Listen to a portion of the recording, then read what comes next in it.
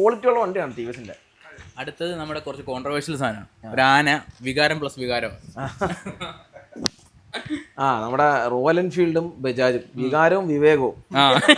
അത് പക്ഷെ വികാരം എന്ന് പറഞ്ഞാല് ഒരു കുറെ നാള് മുമ്പ് വരെയായിരുന്നു. ഇപ്പൊ ഒക്കെ ബെറ്റർ വണ്ടികളാണ്. റോയൽ 450 ഒക്കെ വന്നിട്ടുണ്ട്. എനിക്ക് മോസ്റ്റ് ഫേവറേറ്റ് വണ്ടിയാണ് ഇന്റർസെപ്റ്റർ.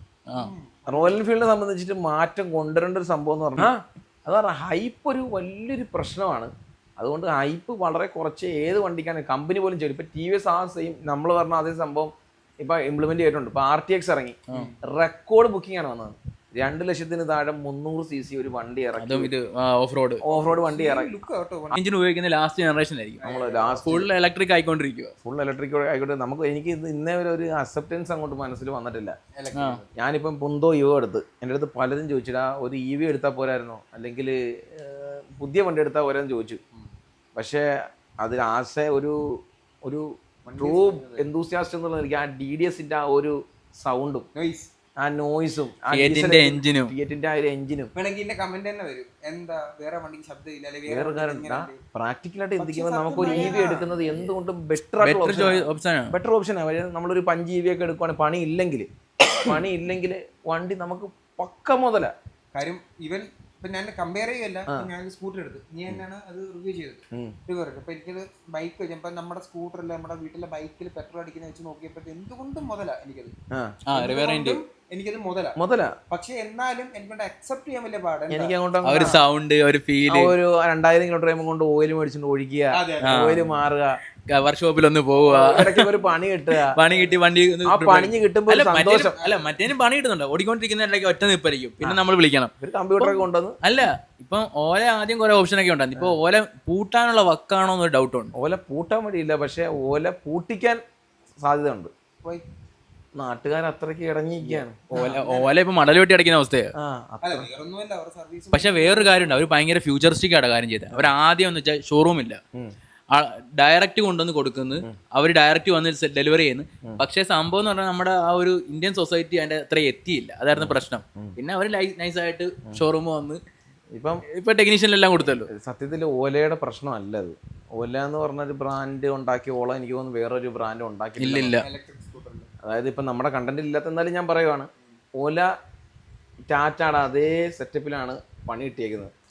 അത് ടാറ്റ ബ്രാൻഡ് ഇൻഡിക്കയും മറ്റേ ടിയാഗോ തൊട്ടാണ് അവരെ അങ്ങോട്ട് കയറാൻ തുടങ്ങി. ടിയാഗോ എക്സൈൻ തൊട്ട് ഈ എക്സൈൻ ടിയാഗോയും തൊട്ട് അവരെ കൊണ്ട് കയറാൻ വേണ്ടി വന്നപ്പോഴത്തേക്കും എട്ടുകാലി പുറത്ത് കയറി. ക്യാമിയാണ്. അപ്പൊ ഈ ഇൻഡിക്കായും ഈ പറഞ്ഞ വണ്ടികളൊക്കെ പണിഞ്ഞുകൊണ്ടിരുന്ന ആൾക്കാർ പെട്ടെന്ന് ഹാരിയറിലോട്ടും നെക്സോണിലോട്ടും ടിയാഗോയിലോട്ടും ആൾട്രോസിലോട്ടും പണിയാൻ കയറിയപ്പം, അതായത് ലാൻഡ് റോവറിന്റെ ഷാസിയിൽ വരുന്ന വണ്ടി കൊണ്ട് പണിയാൻ തുടങ്ങിയപ്പോഴത്തേക്കും അവർക്കും ഐഡിയ കിട്ടുന്നില്ല. അപ്പൊ വണ്ടികൾ വിറ്റ് അതുപോലെ പോവാ, മാസീവായിട്ട് പോവാ. ഏതാ ആൾട്രോസ് ആണെങ്കിലും ഹാരിയർ ആണെങ്കിലും നെക്സോണൊക്കെ റെക്കോർഡ് സെയിലായിരുന്നു. അപ്പൊ സ്വാഭാവികമായിട്ടും പണികൾ വണ്ടിക്ക് വരും. മാനുഫാക്ചർ കൂടുന്നതനുസരിച്ച് ഡിഫക്റ്റും വരും, ക്വാളിറ്റിയിൽ വ്യത്യാസം വരും. ടൈം എടുത്ത് വേണം വണ്ടി കൊടുക്കാൻ. പക്ഷെ വേറൊരു കാര്യമുണ്ട്, ഇപ്പൊ നമ്മുടെ ഇത് സെയില് ഭയങ്കരമായിട്ട് കൂടിക്കൊണ്ടിരിക്കുക. ടാറ്റയും മഹീന്ദ്രയും സെയിൽ കൂടി. അപ്പൊ അതുപോലെ ഒരു ധാരണ ഉണ്ടായിരുന്നു. ഫസ്റ്റ് ഓഫ് ഓൾ സുസുക്കി ആയിരുന്നു പണ്ടത്തെ രാജാവ്. പക്ഷെ അവർക്ക് സെയിൽ ഇല്ലെന്നല്ല, ബട്ട് എന്നിരുന്നാലും ടാറ്റ കൊണ്ടുവരുന്ന മഹീന്ദ്ര കൊണ്ടുവരുന്ന കുറെ ഫീച്ചേഴ്സ് ലോഡായിട്ടുള്ള ചൈനീസ് ഫീച്ചേഴ്സ് മാത്രമല്ല. ടാറ്റയുടെ ഒരു പ്രത്യേകത ഞാൻ പറഞ്ഞു, ടാറ്റ കൊണ്ടുവന്ന ഒരു വിപ്ലവം എന്ന് പറഞ്ഞാല് നമ്മളിപ്പോൾ ഒരു ബലേനോ കാണുന്നു, അല്ലെങ്കിൽ ഒരു സ്വിഫ്റ്റ് കാണുന്നു, പുതുമയൊന്നും നമുക്ക് അന്ധകാലത്തിൽ നമുക്ക് തോന്നിട്ടില്ല. ഒരു 2010 Gen 3 സ്വിഫ്റ്റ് പ്രത്യേകിച്ച് നമുക്ക് പുതുമയില്ല. പക്ഷെ ഒരു നെക്സോൺ വന്നത് ഒരു പ്രോപ്പർ ഒരു റേഞ്ച് റോവറിന്റെ ഒക്കെ ഒരു കട്ട് പോലെയൊക്കെ ഉള്ള രീതിയിൽ, ഹാരിയർ ആണെങ്കിലും ഒരു ഓളം തന്നെയായിരുന്നു. അതുകൊണ്ട് തന്നെ ആ വണ്ടികൾക്ക് അക്സെപ്റ്റൻസ് കിട്ടി. ഒരുപാട് വണ്ടി ഇറങ്ങി. ഉദാഹരണം പറയാനാണെങ്കിൽ ആദ്യം ഇറങ്ങിയ BS3 ബുള്ളറ്റ് അടിപൊളി വണ്ടിയായിരുന്നു, 0 കംപ്ലൈന്റ്, ലക്ഷക്കണക്കിന് കിലോമീറ്റർ ഓടും. പക്ഷെ അതിനുശേഷം വണ്ടിയുടെ മാർക്കറ്റ് കൂടി, പ്രൊഡക്ഷൻ കൂടിയപ്പോൾ എന്തോ പറ്റി, വണ്ടിക്ക് പണി വരാൻ തുടങ്ങി. എഞ്ചിൻ ടാപ്പറ്റടി, മറ്റേ സൗണ്ട്, ഈ സൗണ്ട്, വണ്ടി നിന്ന് കത്തുക, വികാരം കൊണ്ട് നിൽക്കാൻ പറ്റത്തില്ല. നമ്പർ ഓഫ് വെഹിക്കിൾസ് എല്ലാവരും ഇറങ്ങിക്കൊണ്ടിരുന്നു. വണ്ടി ഭയങ്കരമായിട്ട്. പിന്നെ അവസാനം ദുൽഖറിന്റെ പോക്ക് ഒരു വലിയ കാര്യമായിരുന്നു. അത് പറഞ്ഞാൽ ഹൈപ്പ് ഒരു വലിയൊരു പ്രശ്നമാണ്. അതുകൊണ്ട് ഹൈപ്പ് വളരെ കുറച്ച് ഏത് വണ്ടിക്കാണ് കമ്പനി പോലും ചെയ്യും. ഇപ്പൊ ടി വി എസ് ആ സെയിം നമ്മൾ പറഞ്ഞ അതേ സംഭവം ഇപ്പൊ ഇംപ്ലിമെന്റ് ചെയ്തിട്ടുണ്ട്. ഇപ്പൊ RTX ഇറങ്ങി, റെക്കോർഡ് ബുക്കിംഗ് ആണ് വന്നത്. 2 ലക്ഷത്തിന് താഴെ 300 cc ഒരു വണ്ടി ഇറക്കി, ഓഫ് റോഡ് വണ്ടി ഇറക്കി. ലുക്ക് കേട്ടോ അത് മൾട്ടി സ്റ്റാർ ആക്കി ഒരു ലുക്ക് ആ വിലയ്ക്ക് ആ വണ്ടിയുടെ ലുക്കും പക്ക. അതുകൊണ്ട് എന്തോ കൊടുത്ത് അവര് ഒരു 6-7 മാസം മിനിമം ബുക്കിംഗ് പീരീഡ് വെച്ചു. അതുകൊണ്ട് ആ വണ്ടിക്ക് ഇതുവരെ മേജർ കംപ്ലൈന്റ് ഒന്നും വന്നിട്ടില്ല. പ്രൊഡക്ഷൻ ക്വാളിറ്റി കൂട്ടാൻ വേണ്ടിയിട്ടാ അവർ ആ ഒരു രീതി സെറ്റ് ചെയ്തേക്കുന്നത്.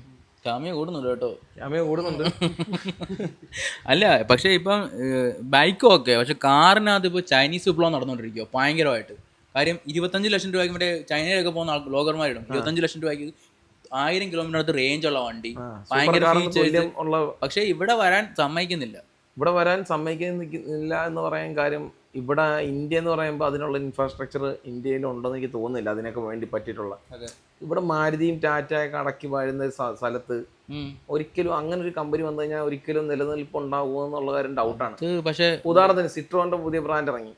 സിട്രോൺ ഞാൻ നോക്കുന്നിടത്തോളം ബെറ്റർ ആയിട്ടുള്ളൊരു വേണേ വാങ്ങിച്ചാമെന്നുള്ള ആറ്റിറ്റ്യൂഡ് ഒരു നിർബന്ധവും. പക്ഷെ അതെനിക്ക് തോന്നുന്നു ജീപ്പിന്റെ അണ്ടറിൽ വരുന്ന കമ്പനിയാണ്. മറ്റേ നല്ല ക്രൈസ്ലറിന്റെ ഏരിയ വരുന്നയാ. അപ്പൊ ആ ഒരു ഇതാ. പക്ഷെ ഇപ്പൊ ഒരു EV വിപ്ലവം ശരിക്കും നടക്കുന്നുണ്ട്. വിപ്ലവം നടക്കുന്നുണ്ടോ? ഇപ്പൊ ഇത് EV യുഗത്തിലാണ് നമ്മൾ നിൽക്കുന്നത്. ബിലാലിപ്പോ ഒരു കാര്യം പറഞ്ഞില്ലായിരുന്നോ, മഹേന്ദ്ര, ടാറ്റ, അതുപോലെ തന്നെ ഇത് വാഴുന്നിടത്ത് വന്നൊരു കമ്പനിയാണ് കിയ. കിയയുടെ ഒരു പ്രത്യേക അത്, പക്ഷെ കിയ ഇവരുടെ അതേ റൂട്ട് പിടിച്ചാ വന്നത്. കിയ ഒരിക്കലും ഒരു കൊറിയൻ കമ്പനിയാണ്. ചേട്ടനും ഓൾറെഡി കിയക്ക് ഒരു റെപ്യൂട്ടേഷൻ ഉണ്ട്. ഓൾറെഡി കിയ നമ്മൾ വരാൻ ആഗ്രഹിച്ചൊരു ബ്രാൻഡ് ഇന്ത്യയിലേക്ക്. നമ്മൾ ആഗ്രഹിച്ച ജിമ്നി വരാൻ വേണ്ടി കാത്തിരുന്നു. നമ്മൾ കാത്തിരുന്നു, അതുപോലെ കാത്തിരുന്ന ഒരു ബ്രാൻഡാണ്. അതിന് വിജയിക്കാൻ പറ്റും. സിട്രോൺ എന്ന് പറഞ്ഞാൽ നമ്മള് പല ആൾക്കാരും കേട്ടിട്ട് പോലും ഇല്ലാത്ത മാജിക് കാർപ്പറ്റ് അങ്ങനെ ആയിട്ടുള്ളൂ. നമുക്ക് ഒരു ഫൺ സെക്ഷൻ ആയാലോ? തീർച്ചയായും. ഇനി അടുത്തത് കട്ട് അല്ല, കമ്പയറിംഗ് ആണ്. ഇതിൽ നിന്ന് ഇഷ്ടപ്പെട്ട ഫേവറേറ്റ് 2 ബൈക്ക് പറ, അതായിരിക്കും നല്ലത്. അതല്ല, ഇതിനകത്ത് മാറ്റേണ്ട കാര്യങ്ങൾ, ഇവര് മാറ്റേണ്ട കാര്യം, ഇവര് മാറ്റേണ്ട കാര്യം അങ്ങോട്ടും ഇങ്ങോട്ടും പറയണം. അത് ലാസ്റ്റ് ഇവന്റെ അടി കിട്ടും. അത് ഇവന്റെ അടി കിട്ടണം. ഇവന്റെ ഇതിന് ബാധിക്കും. എന്തുവാ ഇപ്പൊ ഇത് പറയുമ്പോൾ ഇവന് അത്യാവശ്യം ഈ ഹോണ്ടക്കാരും TVS ആരും വിളിക്കുന്നുണ്ട്. പിന്നെ ഇതിന് ഫേവറേറ്റ് ബൈക്ക് എടുക്കുക, മാറ്റേണ്ട കാര്യമുണ്ട്. അത് നമുക്ക് അതിനെ സംബന്ധിച്ച് പ്രശ്നമുള്ള കാര്യമല്ല. എന്നാലും നിങ്ങൾ നിങ്ങളായിട്ടുള്ള രീതി ചോദിച്ചോ. എനിക്ക് അത് കുഴഞ്ഞു ഐഡിയ നമ്മളെവിടെ പറയുമ്പോഴേ കുറച്ചൊരു ഫണ്ണാക്കിയാലോ ഒരു. തീർച്ചയായിട്ടും. ഞാൻ 2 ബ്രാൻഡുകൾ തരാം, കമ്പയർ ചെയ്തിട്ട് അതിനകത്ത് മാറ്റം വരുത്തേണ്ടതും എന്നാൽ ഓപ്പോസിറ്റ് കാര്യം പറയണം. ഇപ്പം ഹോണ്ടയുടെ അവർക്ക് ഇല്ലാത്തൊരു കാര്യം ഉണ്ടെന്ന് പറയണം, അതുപോലെ TVSനും ഇല്ലാത്ത കാര്യം ഉണ്ടെന്ന് പറയണം. പക്ഷെ എന്നിട്ട് അവർക്ക് മാറ്റം വരുത്തേണ്ട കാര്യം പറയണം. തീർച്ചയായിട്ടും. ആദ്യം നോക്കിട്ടോ, ഫസ്റ്റ് കിട്ടിയിരിക്കുന്ന ഹോണ്ടയും TVSും ആണ്. അപ്പം ഹോണ്ടയുടെ ഒരു പ്രത്യേകത പറയാനാണെങ്കിൽ ഇന്ത്യൻ മാർക്കറ്റിനെ അങ്ങനെ നമ്മുടെ ഒരു ഈ ഒരു കാറ്റഗറിയിൽ നമ്മുടെ ഒരു സെഗ്മെന്റിൽ, അതായത് ഒരു 250 തൊട്ട് 500 cc വരുന്ന വണ്ടികളിൽ അഫോർഡബിൾ ആയിട്ടുള്ള ഇന്ത്യയിൽ എന്താ ഡെവലപ്പ് ചെയ്തൊരു എഞ്ചിന്റെ ഒരു കുറവ് ഇന്ത്യ ഉണ്ട്. ആകപ്പാടുള്ളത് CB350യും CB300ഉം F ഒക്കെയാണ് മെയിനായിട്ടും ഉള്ളത്. അപ്പം പ്രൈസ് കുറച്ചുകൊണ്ട് ക്വാളിറ്റി നിലനിർത്തി കഴിഞ്ഞാൽ ഇന്ത്യയിൽ ഡെവലപ്പ് ചെയ്തെടുത്തു കഴിഞ്ഞാൽ കുറച്ച് ബെറ്റർ ആയിരിക്കും. സർവീസ് കോസ്റ്റ് ഒക്കെ കുറവാണ്. പിന്നെ TVSനെ സംബന്ധിച്ച് TVSന്റെ സർവീസ് നെറ്റ്വർക്ക് മാത്രം അവർ ഡെവലപ്പ് ചെയ്താൽ മതി. അവരുടെ ഒരു പ്രീമിയം, ഹീറോയ്ക്ക് പ്രീമിയം വന്നതുപോലെ കുറച്ച് ബെറ്റർ ആയിട്ടുള്ളൊരു എക്സ്ക്ലൂസീവ് സർവീസ് സെൻറ്റർ കൂടെ വന്നാൽ എല്ലായിടവും കൊണ്ടുവന്നു കഴിഞ്ഞാൽ എല്ലാവർക്കും ഉപകാരമായിരിക്കും. ക്വാളിറ്റി ഉള്ള വണ്ടിയാണ് TVSന്റെ. അടുത്തത് നമ്മുടെ കുറച്ച് കോൺട്രവേഴ്ഷ്യൽ സാധനമാണ്, ഒരു ആന, വികാരം പ്ലസ് വികാരം. നമ്മുടെ റോയൽ എൻഫീൽഡും ബജാജും, വികാരവും വിവേകവും. അത് പക്ഷെ വികാരം എന്ന് പറഞ്ഞാൽ ഒരു കുറെ നാൾ മുമ്പ് വരെയായിരുന്നു. ഇപ്പൊ ബെറ്റർ വണ്ടികളാണ്. റോയൽ ഗോറില്ല 450 ഒക്കെ വന്നിട്ടുണ്ട്. എനിക്ക് മോസ്റ്റ് ഫേവറേറ്റ് വണ്ടിയാണ് ഇന്റർസെപ്റ്റർ. റോയൽ എൻഫീൽഡിനെ സംബന്ധിച്ചിട്ട് മാറ്റം കൊണ്ടുവരേണ്ട ഒരു സംഭവം എന്ന് പറഞ്ഞാൽ സർവീസ് തന്നെയാണ്. തീർച്ചയായിട്ടും വളരെ ഒരു എല്ലായിടവും സർവീസ് ഉണ്ടെന്ന് പറഞ്ഞിട്ട് കാര്യമില്ല, സർവീസ് ബെറ്റർ ആക്കണം. പലയിടവും വണ്ടി പണിത് കുളമാക്കിയ ആൾക്കാരെ എനിക്കറിയാം. ബജാജിനെ സംബന്ധിച്ചിട്ട് ബജാജ് ഇപ്പം ഒരു ADV ഇറക്കുന്നുണ്ടെന്നൊക്കെ ആയിരുന്നു. അത് സംഭവം ശരിയാണെന്നുണ്ടെങ്കിൽ ഓക്കെയാണ്. അല്ലാത്ത പക്ഷം കുറച്ച് കൂടുതൽ മോഡൽസും കൂടെ വരേണ്ട ഒരു ആവശ്യകത ഉണ്ട്. RS400 ഒക്കെ എത്രയോ 10 കൊല്ലം മുമ്പേ വരാൻ വേണ്ടി നമ്മൾ കാത്തിരുന്ന വണ്ടിയാണ്. ഒരുപാട് പുതിയ പുതിയ ടെക്നോളജി വരാൻ സാധ്യതയുണ്ട്. ഇവര് ട്രയംഫിന്റെയും KTMന്റെയും മറവിൽ ഒളിച്ചിരിക്കുക. പിന്നെ അടുത്ത 2 വരത്തന്മാരാ, അവന്മാർക്ക് നിലനിൽപ്പിന് വേണ്ടി ഇങ്ങോട്ട് വന്നേ അവസ്ഥ എന്താണെന്നൊന്ന് പറ. അതായത് ഹാർലിയും ട്രയംഫും ആണ് നിലനിൽപ്പ്. ഇപ്പോൾ ഉണ്ടല്ലോ ട്രയംഫിന്. ഫസ്റ്റ് ട്രയംഫിന്റെ കാര്യം പറയാം. ബജാജിന്റെ കാര്യം നമ്മൾ പറഞ്ഞു വെച്ചെടുത്ത് കണക്ട് ചെയ്ത് പറയാം. ഇവർക്ക് സബ് 400cc മാർക്കറ്റിൽ ഒരു ആധിപത്യം പുലർത്താൻ വേണ്ടി ബജാജുമായിട്ട് ടൈപ്പായി. ബജാജുമായിട്ട് ടൈപ്പായതിന്റെ പ്രത്യേകത എന്ന് പറഞ്ഞാൽ വില കുറച്ച് ട്രയംഫിന്റെ ക്വാളിറ്റിയിൽ വണ്ടി ഇറക്കാൻ പറ്റും. അതുകൊണ്ട് ഒരു നല്ലൊരു വിപ്ലവം. ഇപ്പം നമ്മുടെ റോഡിൽ എങ്ങോട്ട് നോക്കിയാലും ട്രയംഫിന്റെ സ്പീഡ് 400 സ്ക്രാംബ്ലർ കാണാൻ സാധിക്കും. നല്ലൊരു മൂവ്മെന്റ് ആണ്. ട്രയംഫിനെ സംബന്ധിച്ച് നല്ല ലെഗസി ഉള്ളൊരു ബ്രാൻഡാണ്. ഹാർലിയെ സംബന്ധിച്ചിട്ട് ഹാർലി ഏത് നിമിഷം ഇന്ത്യ വിട്ട് പോവാന്നുള്ളൊരു ലെവലിൽ വരെ ആയി. ഹീറോ ഏറ്റെടുത്തിട്ട് വണ്ടി നല്ലല്ലേ? ആ വണ്ടി ബെറ്റർ ആണ്. പക്ഷേ Harley is not every one cup of tea. കാര്യം എല്ലാവർക്കും അത് ഉതകണമെന്നില്ല. ഹാർലി അത് റോയൽ എൻഫീൽഡിന്റെ വേറെ വികാരം ടൈപ്പ്. ഹീറോ ആയിട്ട് ടൈപ്പ് ആയതിനു ശേഷം ഒരു X440 ഒക്കെ വന്നപ്പോഴത്തേക്കും അതിന്റെ ഒരു ബ്രാൻഡിന്റെ റെപ്യൂട്ടേഷൻ ഒക്കെ കുറച്ചൊക്കെ മാറി വരുന്നുണ്ട്. അടുത്തതെന്ന് പറഞ്ഞാൽ കുറച്ചേ കുടിക്കത്തോളം എന്ന് പറഞ്ഞാൽ കുറച്ചധികം കുടിക്കുന്ന 2 ഐറ്റംസ്. നിങ്ങൾ അതിന്റെ ഓണർ ആണല്ലേ? സുസുക്കിയും ഹീറോയും.